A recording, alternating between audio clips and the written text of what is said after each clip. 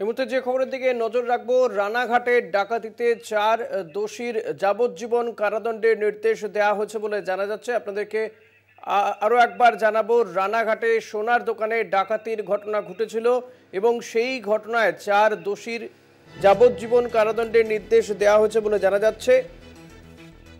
রানাঘাটে ডাকাতিতে 4 জন দোষীর যাবজ্জীবন কারাদণ্ডের নির্দেশ।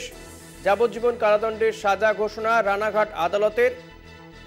সোনার দোকানে ডাকাতির সঙ্গে যুক্ত ছিলেন এই 4 অভিযুক্ত। তাদেরকে গ্রেপ্তার করা হয়েছিল।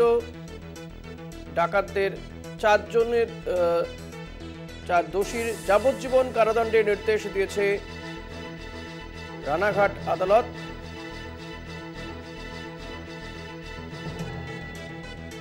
যাবজ্জীবন কারাদণ্ডের সাজা ঘোষণা রানাঘাট আদালতের।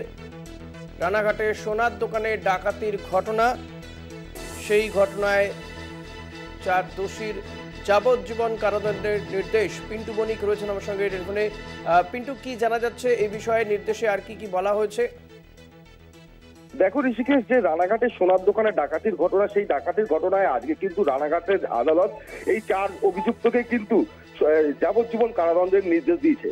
তোমাকে বলে রাখি, মাত্র কয়েকদিনের ব্যবধান, 149 দিনের মধ্যেই কিন্তু এই পুলিশ কিন্তু চার্জশিট পেশ করেছিল এবং সেই ঘটনায় মোট 5 জনকে গ্রেপ্তার করেছিল। এবং পুলিশের সঙ্গে যখন গুলির বিনিময় হয়, তখন পুলিশের গুলিতে কিন্তু এক অভিযুক্ত গুরুতর আহত হয়, তাকে হাসপাতালে নিয়ে যাওয়া হয় এবং সেখানেই তার মৃত্যু হয়। বাকি ছিল যে 4 জন, সেই 4 জনকে কিন্তু গতকালকেই দোষী সাব্যস্ত করেছে রানাঘাট আদালত।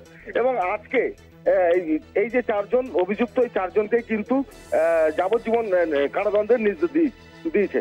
ঋষিকেশ, ধন্যবাদ পিন্টু। কথা বলছিলাম আমাদের প্রতিনিধি পিন্টু বণিকের সঙ্গে।